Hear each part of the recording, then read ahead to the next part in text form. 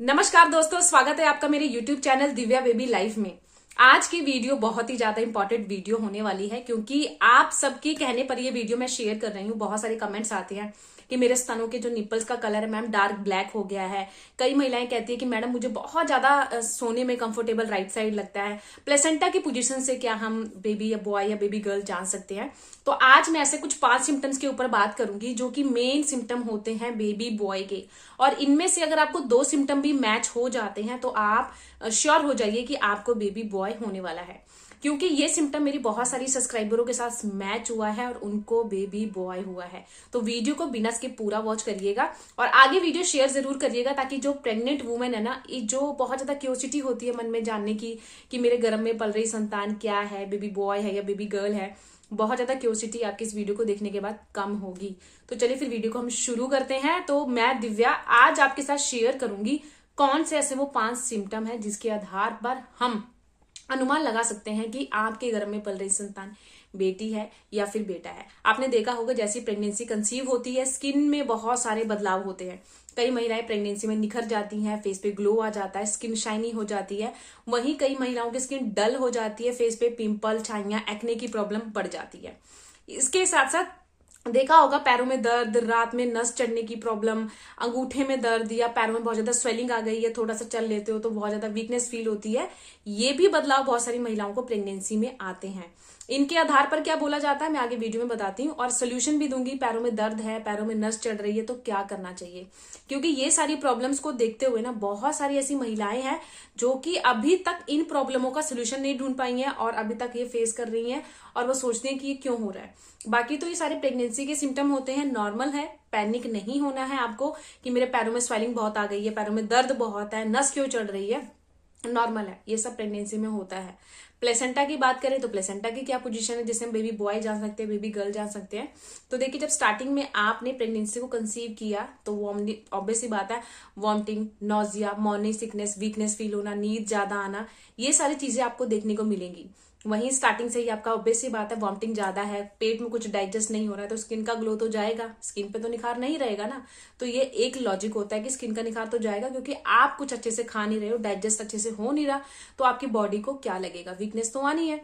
अब जब जैसे जैसे आपका तीसरा महीना खत्म होता है, जब बेबी 3 महीने का हो जाता है तो भ्रूण बन जाता है, यानी कि बेबी बॉय है या बेबी गर्ल है वो डिक्लेयर हो जाता है। तो ऐसा माना जाता है, ऐसा हमारे घर के बड़े बुजुर्ग कहते हैं, ओल्ड वाइफ्स कहती है कि अगर बेबी बॉय या बेबी गर्ल होता है तो बॉडी उसी तरीके से रिएक्ट करना शुरू कर देती है, यानी कि सिम्टम आपको बॉडी उसी तरीके से दिखाना शुरू करेगी। अब वो कौन से सिम्टम है? नंबर 1, बेबी बॉय होता है तो बहुत सारे केस में देखा गया है जो मदर की फेस का स्किन का कलर है, सबसे पहली बात तो वो डल होगा, दूसरी बात स्किन पे एक्ने या पिंपल होना शुरू हो जाएंगे, तीसरा फेस का ग्लो चला जाएगा, स्किन ड्राई रहेगी। ये चीजें आपको देखने को मिलेंगी बेबी बॉय के टाइम पे, ठीक है। बेबी गर्ल के टाइम पे क्या होगा, स्किन में बहुत ज्यादा ग्लो आ जाएगा, निखार आ जाएगा, स्किन में ऐसा लगेगा कि फेशियल वाला ग्लो है, इस तरीके से स्किन की जो ब्राइटनेस है वो बढ़ जाएगी। तो ऐसा बोला जाता है लड़कियां क्या होती है ना, माँ के पेट में जैसी आती है तो बहुत ज्यादा ब्यूटी में लड़कों कंपेरिजन लड़कियां आगे होती है, तो माँ बहुत ज्यादा निखर जाती है। तो अगर ऐसा कोई साइन अपनी बॉडी में आपको दिखता है प्रेगनेंसी के 5वें, 6ठे, 7वें महीने से, तो आप अंदाजा लगा सकते हो। ये इतना ज्यादा सिम्टम सटीक है मेरे सब्सक्राइबरों के साथ, इवन मेरे साथ ना, कि मैं इस सिम्टम पे बिल्कुल सटीक विश्वास करती हूँ, ठीक है ना। बाकी देखिए मेरी वीडियो बनाने का कोई गलत पर्पस नहीं है, मैं किसी गलत मेंटालिटी से अपनी वीडियो नहीं बना रही हूँ। अपनी वीडियो मैं इसलिए आपके साथ शेयर कर रही हूँ ताकि जिन महिलाओं को प्रेगनेंसी में बहुत ज्यादा क्यूरियोसिटी होती है जानने की क्या होगा, हमें शॉपिंग करनी है, हमें रूम डेकोरेट कराना है, हमें कार को डेकोरेट कराना है, थोड़ा सा क्लू मिल जाए तो आप थोड़ा सा क्लू ले सकते हो। बाकी 110% आपके साथ सटीक हो ऐसा किसी साइंस में नहीं लिखा, सिर्फ वीडियो एंजॉय के लिए है। वीडियो देखिए, अपने मन की क्यूरियोसिटी को कम करिए, दैट्स इट। क्योंकि जरूरी नहीं है, कई बार ऐसा होता है सिम्टम मैच नहीं भी होते और कई बार ऐसा होता है सिम्टम मैच हो भी जाते हैं। तो सिर्फ वीडियो को आप अच्छे और सच्चे मन के भाव से देखिएगा। सेकंड सिम्टम की बात करते हैं, पैरों में दर्द। जैसे जैसे जैसे आपकी प्रेगनेंसी का टाइम बढ़ता रहेगा ना, पैरों में दर्द, ऐठन, स्वेलिंग, ये प्रॉब्लम आना शुरू हो जाती है, खासकर 8वें 9वें महीने में, क्योंकि बेबी का ना वेट इस टाइम पे बहुत ज्यादा हो जाता है। बेबी भी अब वेट करता है कब मैं बाहर आऊं, तो आपको ये चीजें महसूस होंगी कि पैरों में दर्द बहुत ज्यादा हो रहा है, काम कर रहे हो एक ही पोजीशन में काफी टाइम तक, आप लॉन्ग टाइम से खड़े हो, जैसे किचन के प्लेटफॉर्म पे खड़े होकर रोटी, सब्जी, दाल, बर्तन धोना, ये सारा खड़े होकर करना है काम, तो पैरों में दर्द होना शुरू हो जाता है। क्योंकि जो बच्चे का वेट है आपके पेल्विक्स में आता है, पेल्विक्स एरिया में आता है, प्राइवेट पार्ट में हल्का सा दबाव पड़ता है, हल्का सा भारीपन लगता है, पैरों के ऊपर आपको हल्का सा बहाव लगेगा, तो ये चीजें होना नॉर्मल है। लेकिन ऐसा बोला जाता है अगर रात में सोने के टाइम पर आपके पैरों की नस चढ़ती है, खासकर राइट वाले पैर की, तो आपको बेबी बॉय होने के चांसेस ज्यादा होते हैं। वहीं अगर आपके पैरों में स्वेलिंग आती है तो बोला जाता है आपको बेबी गर्ल होने के चांसेस ज्यादा होते हैं। अपना एक्सपीरियंस शेयर करूं तो मेरे ना केस में नस वाली प्रॉब्लम इतनी थी ना कि मैं बता नहीं सकती। कई महिलाओं को 8वें 9वें महीने में आती थी, मुझे 6ठे महीने से स्टार्ट थी। इतनी ज्यादा नस चढ़ती थी ना, मैं बहुत ज्यादा परेशान थी। मैंने डॉक्टर से भी फर्स्ट प्रेगनेंसी में पूछा, सर क्यों हो रहा है? तो डॉक्टर ने बोला ये हार्मोनल्स बहुत सारे बदलाव होते हैं ना बॉडी में प्रेगनेंसी में, तो ये चीजें होती हैं, तो प्लीज पैनिक मत हो। तो मैं नॉर्मल हो गई।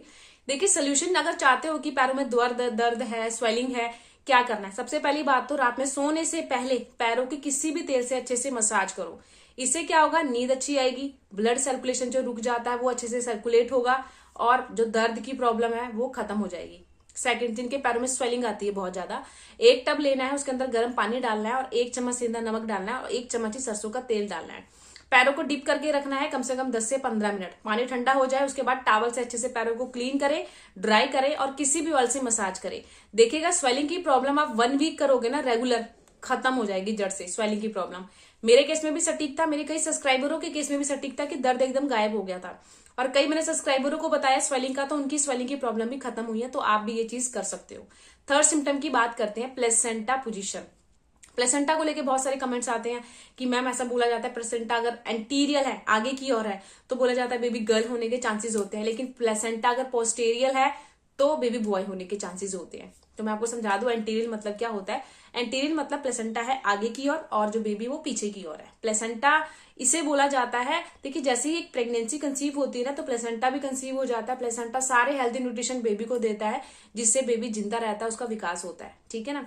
जब बेबी की डिलीवरी होती है तो प्लेसेंटा भी डिलीवर हो जाता है। तो प्लेसेंटा सबके केस में एक जैसा नहीं होता, कईयों के केस में एंटीरियर होता है, कईयों के केस में पोस्टेरियर होता है। तो ऐसा माना जाता है अगर पोस्टेरियर होता है तो बेबी बॉय होने के चांसेस ज्यादा होते हैं, एंटीरियर होता है तो बेबी गर्ल होने के चांसेस होते हैं।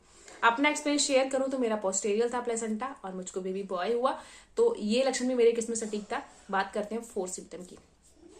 बात मैं देखिए ऐसा बोला जाता है ना कि प्रेगनेंसी में अगर जब 3 महीने के बाद आपके बहुत ज्यादा बॉडी के हेयर अच्छे से बढ़ रहे हैं, बाल सर के बहुत ज्यादा लंबे हो रहे हैं, ग्रोथ अच्छी हो गई है, तो आपको लड़का होने के चांसेस होते हैं। क्योंकि लड़की को कंपैरिजन लड़कों में बॉडी में बहुत ज्यादा बाल होते हैं, इसलिए जब महिला प्रेग्नेंट होती है और बेबी बॉय होता है तो बॉडी उसी तरीके के हार्मोन रिलीज करना शुरू कर देती है। आपके अनवांटेड हेयर बढ़ेंगे, हाथों के हेयर, पैरों के हेयर बहुत बढ़ेंगे, सर के बाल बिल्कुल झड़ना बंद हो जाएंगे, मोटे हो जाएंगे, शाइनी हो जाएंगे बाल। तो अगर ऐसा कोई साइन देखते हो ना तो ये भी एक लड़का होने की निशानी मानी जाती है। बात करते हैं आखिरी सिम्टम की। तो देखिए प्रेगनेंसी एक ऐसी जर्नी है जिसमें हर एक महीने आपको अलग अलग चीजें देखने को मिलती हैं, तो हर एक चीज को देखकर आपको सबसे पहली बात तो पैनिक नहीं होना है। प्रेगनेंसी एक ऐसी जर्नी है ना कि हर एक मंथ इंजॉयली लो। सबसे पहली बात तो हैप्पी रहो, जितना आप हैप्पी रहोगे ना उतनी ही ज्यादा आपका ब्लड अच्छे से बढ़ेगा, बच्चा भी खुश रहेगा और स्किन पे ग्लो आएगा। वो मैटर नहीं करता बेबी बॉय है या बेबी गर्ल है, क्योंकि ये जो सिम्टम होते हैं ना सबके अलग अलग होते हैं। बेबी बॉय के टाइम पे अलग होंगे, बेबी गर्ल के टाइम पे अलग होंगे, कईयों के बेबी गर्ल के टाइम पे सेम होंगे बेबी बॉय वाले, कईयों के बेबी गर्ल के टाइम पे बॉय वाले होंगे। तो सबके केस में अलग है यार, इसको लेके पैनिक मत हो, ठीक है ना।